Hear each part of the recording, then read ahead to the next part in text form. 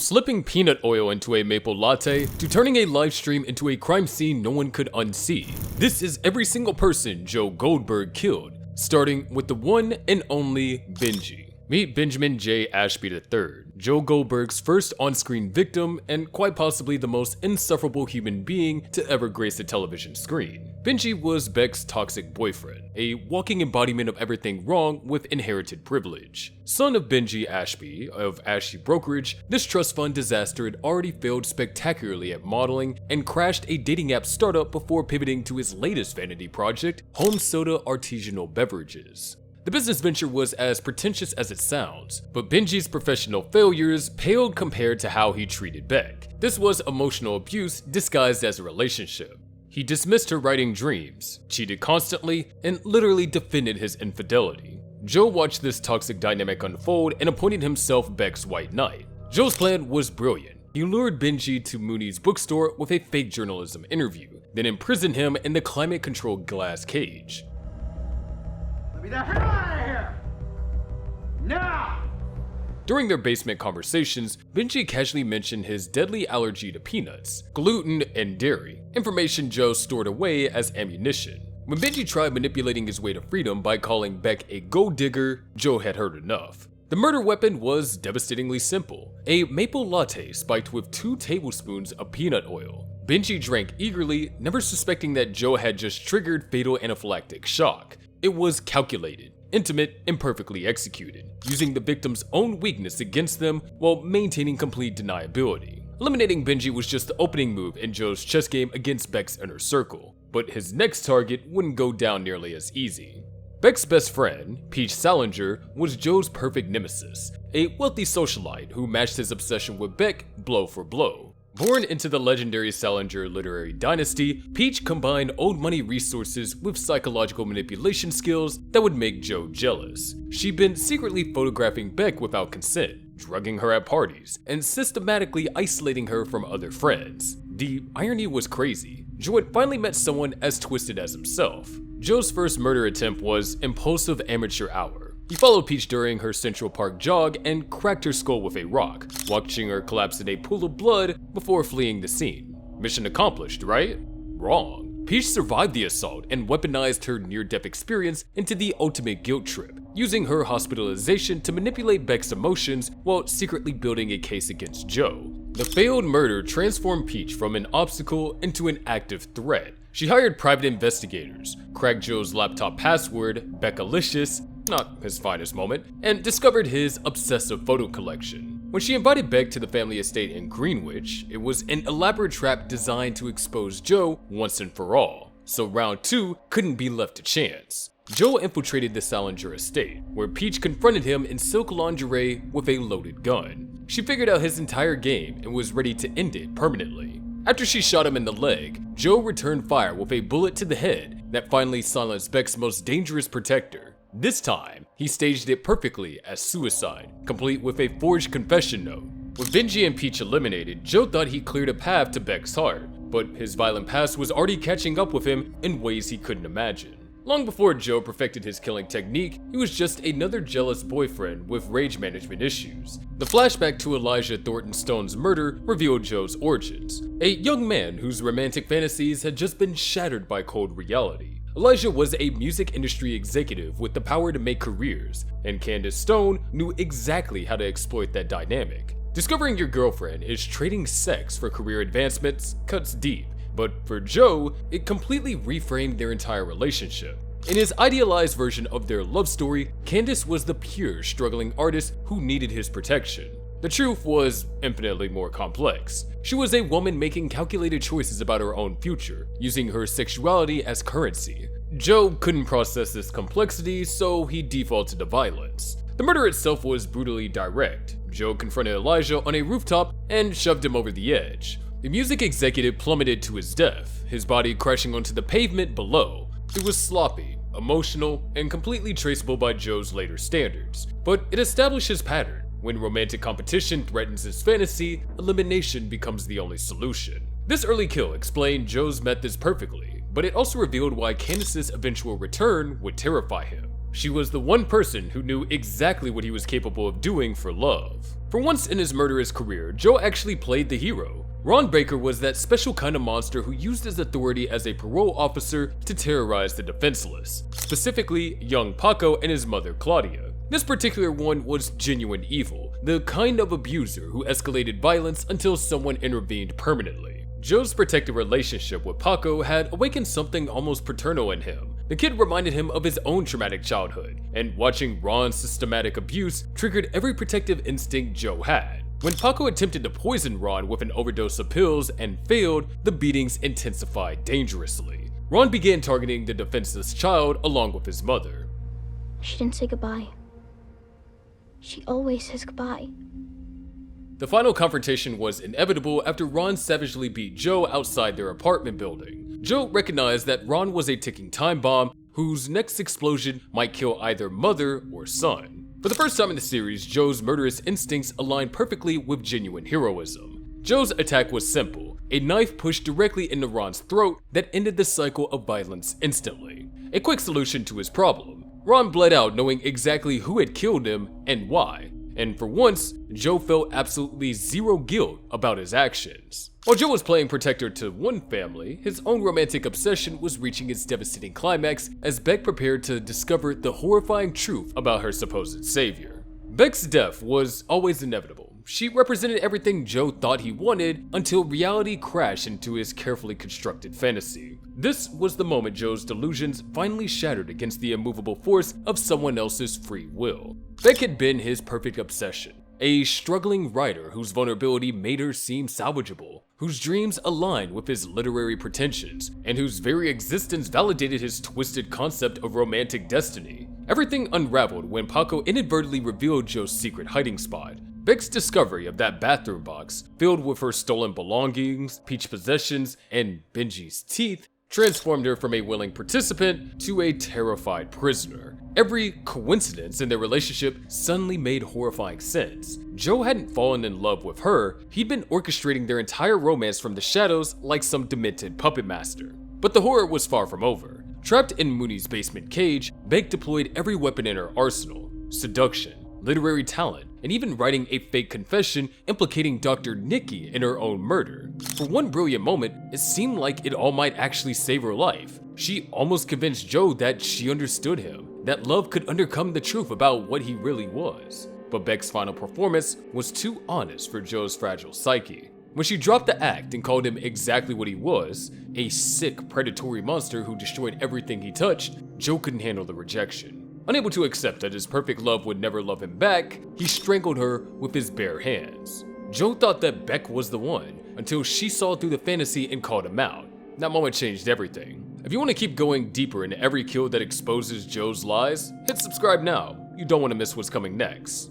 Beck's death should have ended Joe's story, but serial killers never stay buried for long. Los Angeles was supposed to be Joe's fresh start as Will Bettelheim, but stolen identities come with inherited debts. Jasper Kryn wasn't interested in explanations. He wanted his $50,000 in cash or blood. This hulking loan shark represented pure LA brutality, a professional enforcer who treated violence like any other job skill. Unlike Joe's previous victims who died for personal reasons, Jasper's was strictly business. When diplomatic solutions failed and Jasper made it clear Joe's next payment would be measured in pints of blood, survival instincts kicked in. Joe drove a knife into Jasper's stomach, transforming the loan shark's confidence into shock as he bled out on the floor. But killing a professional created bigger problems. Joe made his most disturbing decision yet, feeding Jasper's corpse through a meat grinder, literally erasing every trace of the man's existence from the world. If Joe thought disposing of a professional killer was complicated, his next target would prove that some monsters actually deserve their fate. Sometimes the universe aligns perfectly, and Joe's murderous instincts actually serve justice. Henderson represented every parent's worst nightmare, a beloved celebrity who used fame as camouflage for systematic predation. This was a famous comedian whose wholesome public image masked decades of drugging and assaulting underage girls, including Joe's neighbor Delilah. The comedian's targeting of 15-year-old Ellie crossed every possible line for Joe. For once, Joe's protective programming aligned with genuine heroism instead of possessive delusion. Listen, Ellie, Henderson is bad news.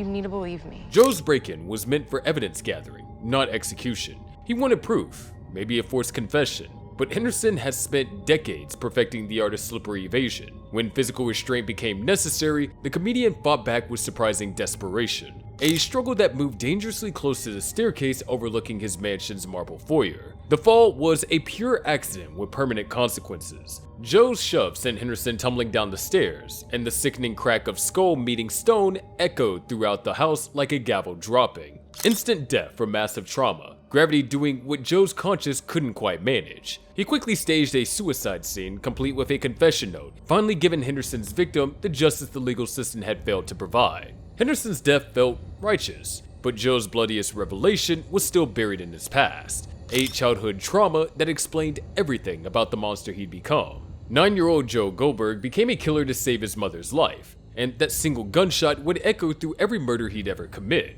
This devastating flashback revealed the precise moment childhood innocence died, not gradually, but instantly, with the crack of his father's skull against their living room floor. Rafael Pissarro was a walking apocalypse powered by drugs, alcohol, and rage that escalated daily towards inevitable murder. The Pissarro household was a war zone disguised as a home. Rafael's relationship with Sandy had deteriorated into cycles of violence that intensified when she became pregnant with Joe. That final night, Joe watched from the closet as his father's fist transformed his mother's face into something unrecognizable. Attempted murder happening in slow motion. The hidden gun felt impossibly heavy in 9-year-old Joe's hands, but the trigger pull was surprisingly light. One shot to Rafael's chest ended the violence forever, but it also created the psychological blueprint that would drive Joe to eliminate threats for the rest of his life.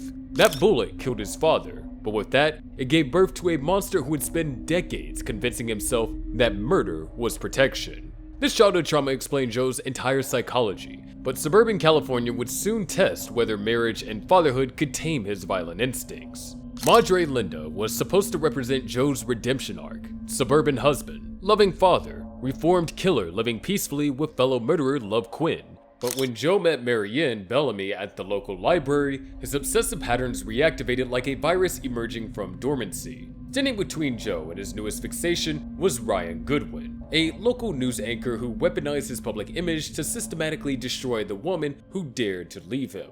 Ryan wasn't your typical abusive ex-husband.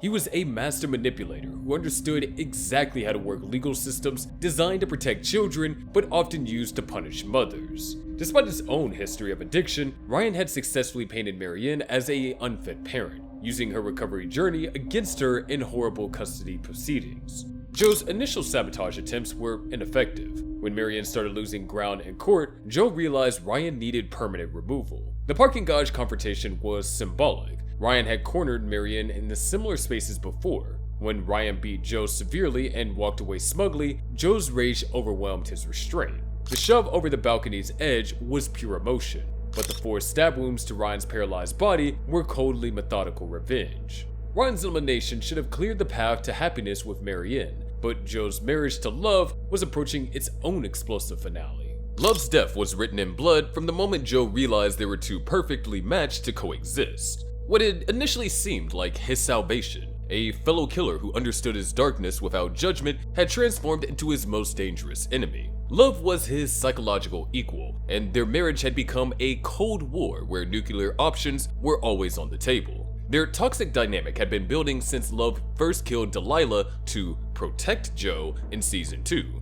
While Joe eliminated obstacles like Ryan, Love conducted her own murderous campaign. Natalie, pure jealousy, and countless others who threatened their suburban fantasy. But Love's protective instincts had a possessive edge that rivaled Joe's own obsessions. When she discovered his plans to abandon their family for Marian, the gloves came off completely. Love's final plan was brutally elegant in its simplicity. She's been growing aconite and wolfsbane in her garden, the same poison that had accidentally killed her previous husband, James. Her plan was textbook Love. Paralyze Joe with the toxin, murder Marian, then stage a romantic murder-suicide that would preserve her image as the devoted wife driven to madness by her husband's betrayal.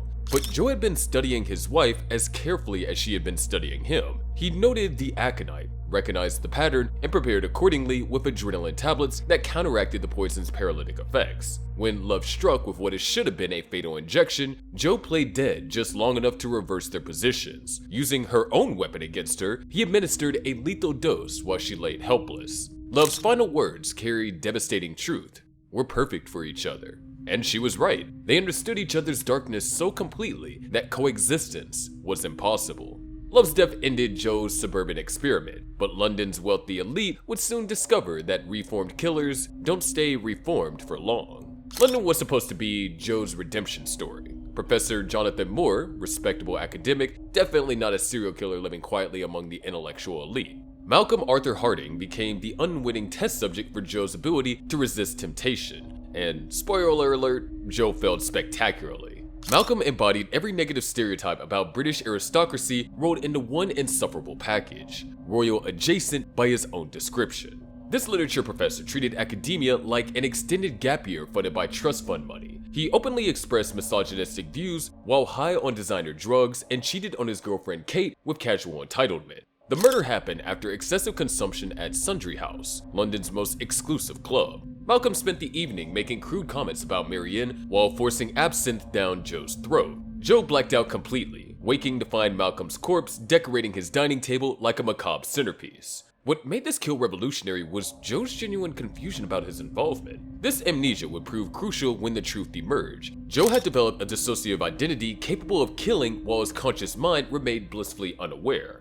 Malcolm's death launched the Eat the Rich killer's reign of terror, but the next victim would prove that artistic fraud carries its own death sentence. Simon Sue embodied the systematic theft of creative souls. This brooding artist had built his entire career on plagiarism, claiming credit for artwork created by underpaid assistants, while playing the tortured genius. He deliberately planted drugs around his studio, feeding his workers addictions to maintain psychological control. Simon's fraudulent empire was crumbling when former assistant Blue threatened public exposure at his upcoming gallery exhibition. For Joe's dissociative killer persona, Simon represented everything toxic about how the wealthy exploit vulnerable creativity. The murder scene was pure performance art written in blood. Simon died in his own gallery, surrounded by stolen artwork, with his ears severed and placed like a museum installation. A devastating Van Gogh reference contrasting the archetypal struggling artist versus the fraud who profited from others' creativity. Like Malcolm's death, Joe retained zero memory of killing Simon, discovering the mutilated corpse during his own investigation. Simon's death confirmed the Eat the Rich killer was operating with surgical precision, but Joe's next kill would be purely about survival instincts.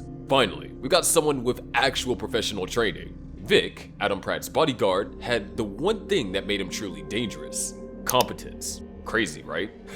Unlike the obvious wealthy elite who saw Professor Jonathan Moore as harmless academic decoration, Vic understood behavioral patterns and recognized predators. Vic had been cataloging Joe's suspicious activities since day one, conducting real surveillance while Kate's friends treated Joe like amusing arm candy. The confrontation reached its climax when Vic followed Joe to a cemetery and found Malcolm's ring in his pocket, physical evidence linking the professor to the murder. Fatal mistake choosing personal interrogation over calling the authorities, though. The ensuing fight pitted professional training against sociopathic determination. When Vic's own necktie became the murder weapon, Joe strangled him with dark irony before dragging the body to a convenient fresh grave.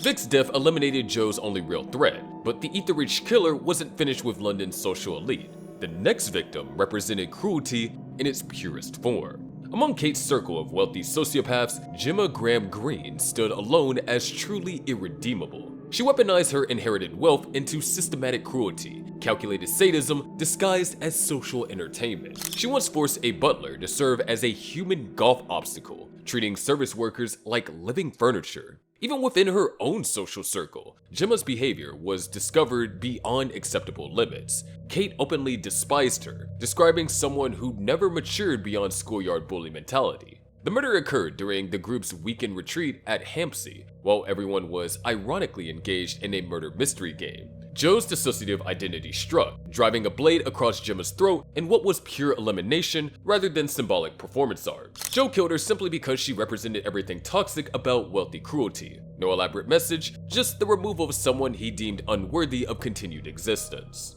With London's elite systematically eliminated, the killer was building towards something bigger, and Joe was about to confront the most terrifying truth about his own fractured mind. Rise Montrose's death represented the most elaborate form of self-harm ever documented because Joe was literally strangling a piece of his own fractured psyche. What had seemed like the ultimate intellectual chess match between Joe and a brilliant adversary was actually the most twisted form of masturbation imaginable. Joe arguing with himself while committing murders he couldn't remember. The real Rise Montrose existed, an accomplished author and a mayoral candidate who briefly inspired Joe during their chance meeting. But the Rise who'd been orchestrating psychological warfare, sending cryptic messages, and playing mind games was entirely a product of Joe's dissociative identity. This alter ego embodied everything Joe secretly wanted to be: politically powerful, intellectually confident, and completely unashamed of his violent nature. The revelation crashed down like a psychological avalanche when Joe realized every conversation with Rise had been an internal monologue. Every strategic move in their deadly game, every moment of feeling intellectually matched, Joe's broken mind had created the perfect opponent because facing the truth about his own actions was unbearable.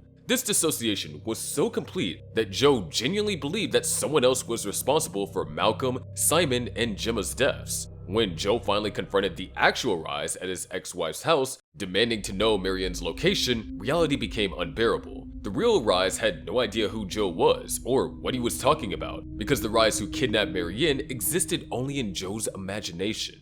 In a moment of horrific clarity, Joe strangled an innocent man to death, symbolically murdering his alter ego while destroying a complete blameless human being. By the time Joe was killing Rise, he wasn't even killing other people anymore. He was hunting down pieces of himself. Now, if you made it this far, let me know in the comments which victim has hit the hardest so far. Killing Rise, both imaginary and real, should have been Joe's psychological rock bottom. But the Lockwood family was just about to teach him that money can't buy protection from motivated psychopaths. Hugo McNamara was the Lockwood family's professional problem solver, a corporate assassin who made inconvenient people disappear with billionaire efficiency. When Tom Lockwood identified Joe as Love Quinn's supposedly dead husband, Hugo was dispatched for a straightforward execution. Fatal mistake. Hugo had underestimated his target's expertise level. Joe's counterattack was a direct stab to the leg, followed by 2 wounds to the neck. Hugo bled out, knowing that he had been outclassed by someone who killed for passion rather than profit.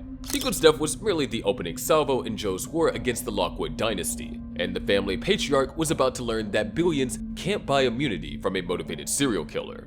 Tom Lockwood made the classic mistake of assuming everyone operates within his moral framework, that every person has a price, every problem has a financial solution, and every threat can be neutralized through superior resources. As a patriarch of a tech empire built on innovation and flexible ethics, Tom had successfully weaponized money against corporate rivals, regulatory agencies, and inconvenient journalists. But he never encountered Joe Goldberg, who killed for love rather than for profit, and couldn't be bought, threatened, or even reasoned with. When Tom identified Joe as Love Quinn's supposedly dead husband, the serial killer behind multiple murders across several states, he made a catastrophic miscalculation.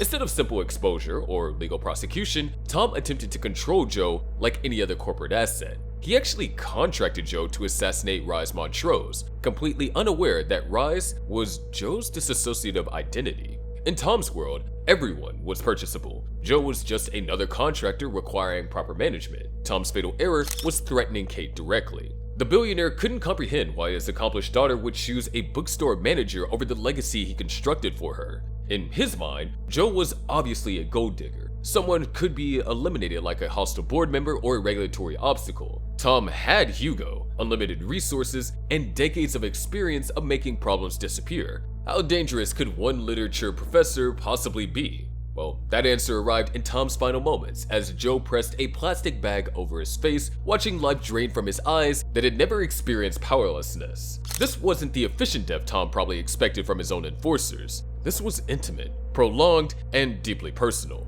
Joe wanted Tom to understand exactly who controlled the situation. The man who purchased politicians, judges, and assassins died gasping for heirs at the hand of someone completely immune to financial influence. Tom's death dismantled the Lockwood power structure, but one final employee required permanent termination before Joe could claim victory. Some deaths are barely footnotes, and Edward's murder exemplified the casual mathematics of collateral damage. As a Lockwood bodyguard, Edward had signed up to protect billionaires from corporate espionage, not from a serial killer conducting systematic family elimination. Edward represented expendable security, middle management in the violence industry, following orders while trying to survive in the orbit of people wealthy enough to require armed protection. Joe slit Edward's throat during his dismantling of Lockwood security. Clinical elimination, simply because Edward happened to be on payroll when Joe needed to clear witnesses. With security neutralized, Joe had clear access to his ultimate prize, but returning to New York would resurrect ghosts from his past. 3 years of marriage to Kate Lockwood should have represented Joe's ultimate redemption: wealth, respectability, and genuine love with someone who knew his true nature.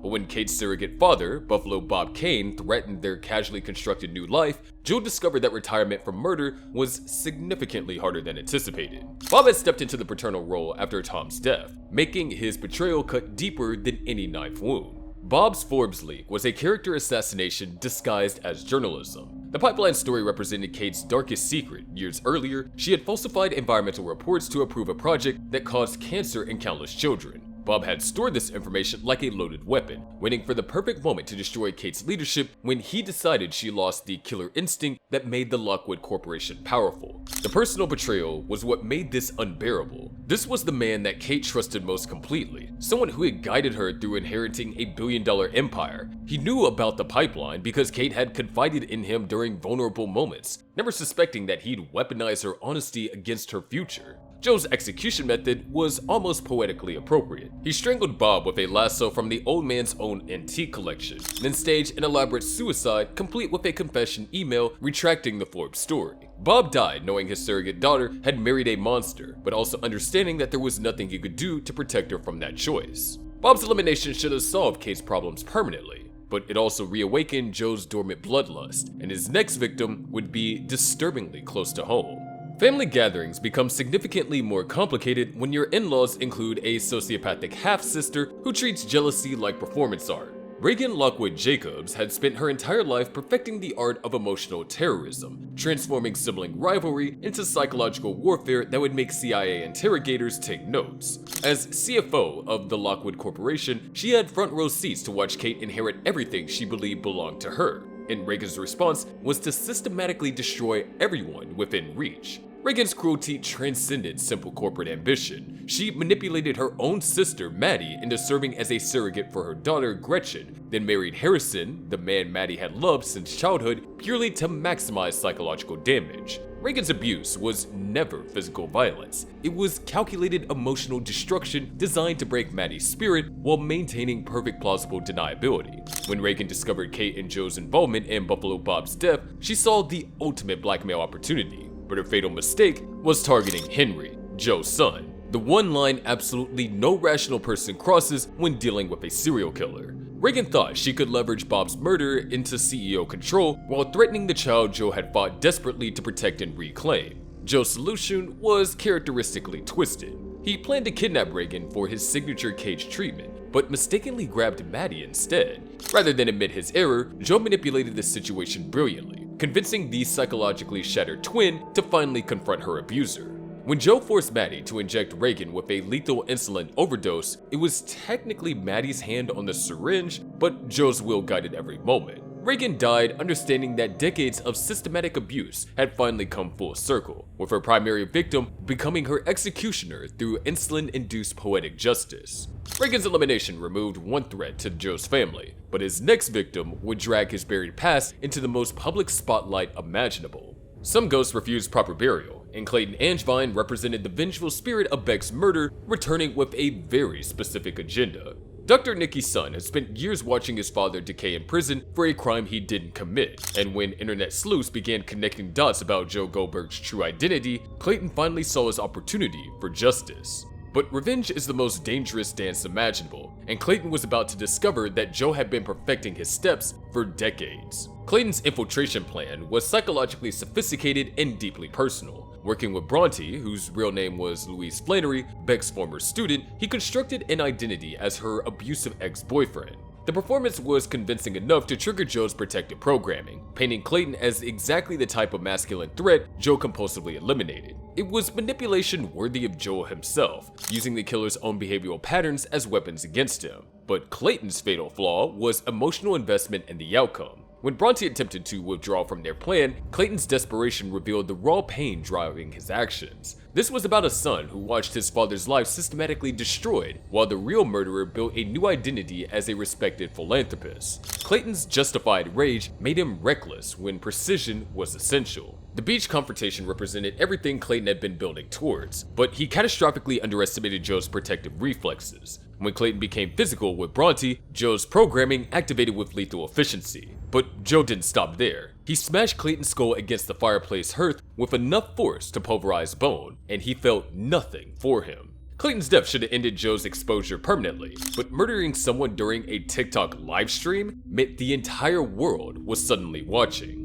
Joe's viral murder of Clayton created something genuinely disturbing, a fanbase for a serial killer. Among the misogynistic trolls defending Joe was Dane Robinson, an unhinged keyboard warrior who saw Joe as a martyred hero and Bronte as the manipulative seductress who destroyed an innocent man's life. Dane embodied everything toxic about online echo chambers. In his warped worldview, Bronte was the real villain for catfishing Joe, and her punishment was morally necessary. He'd been stalking Bronte systematically, building towards delivering the punishment he believed she deserved. When Joe rescued Bronte from Dane's kidnapping, this kill revealed something darker about his psychology. Joe trapped Dane in his signature cage and offered Bronte a choice: mercy or execution. When Bronte chose compassion, Joe plunged a knife into Dane's gut anyways, stabbing him to death while convincing himself that Bronte would accept this protection. He couldn't resist killing, even when given permission to show mercy. Dane's death was Joe's final kill before justice finally cornered him. Officer Cody represented everything Joe had been running from: justice, accountability, and the reality that even charming psychopaths eventually run out of places to hide. By the series finale, Joe's world had collapsed. Bronte's operation had exposed his crimes globally, and law enforcement was closing in. Officer Cody was there to arrest a serial killer. The final confrontation was desperate and undignified. Joe lashed out with a cat's ear keychain, gouging through Officer Cody's jugular. A child's toy transformed into a murder weapon by a corner monster.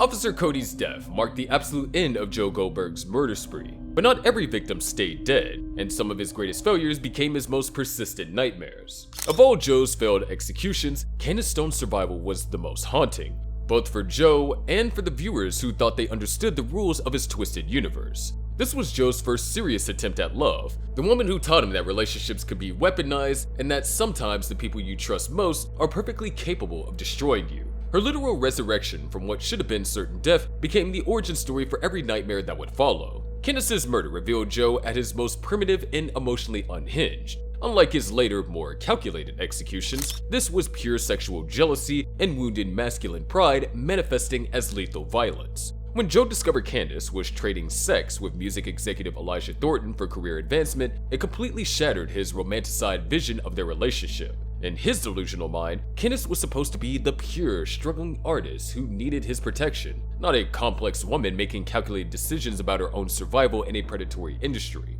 The attempted murder played out like a fever dream of toxic masculinity taken to its logical extreme. Joe dragged Candace to a remote location where they previously shared romantic moments, trying to recreate those memories while lecturing her about their destined love. When she fought back against his delusions, reality crashed into fantasy, and Joe's response was swift and brutal. A blow to the head that rendered her unconscious, followed by burial in a shallow grave decorated with flowers like some twisted romantic gesture. But Candace Stone had survival instincts that Joe had fatally underestimated. She woke up in that makeshift grave, clawed her way through the dirt and debris, and crawled her way out. Bloodied, traumatized, but very much alive. Her trip to the police station revealed systemic failures. Without physical evidence or witnesses, her story became just another domestic violence case that couldn't be prosecuted, leaving her to disappear and plot revenge. Candace's ultimate fate, throat slit by Love Quinn in Season 2, proved that surviving Joe once didn't guarantee permanent safety, but her initial escape had already set forces in motion that would eventually destroy him. If Candace proved that pure determination could overcome Joe's violence, Marian Bellamy demonstrated that the smartest escape required careful planning,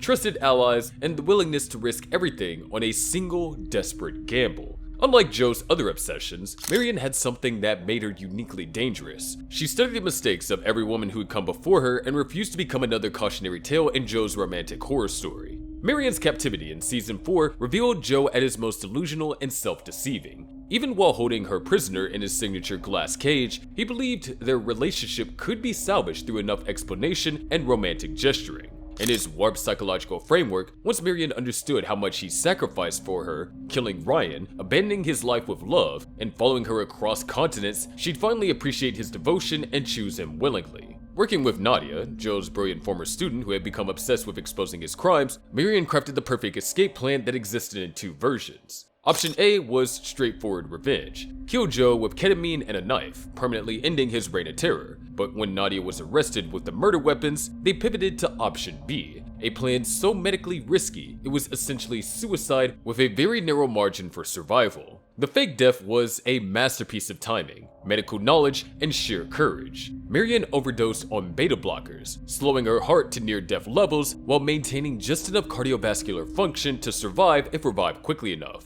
When Joe discovered her corpse, his grief was genuine. For once, he actually believed he lost someone through circumstances beyond his control rather than his own violence. He staged her death as a drug overdose and left her body on a park bench, never suspecting that Nadia was waiting nearby with an adrenaline injection. Marian's survival became the crucial element in Joe's ultimate downfall. She provided essential information to Bronte's catfishing operation, helping construct the case that would finally expose Joe's crimes to global scrutiny and destroyed his carefully maintained public image. Joe's story ended where it began, trying to control someone who outsmarted him. If you want more breakdowns like this, make sure you're subscribed, and I'll see you in the next one where we cover what we need from Dexter Resurrection.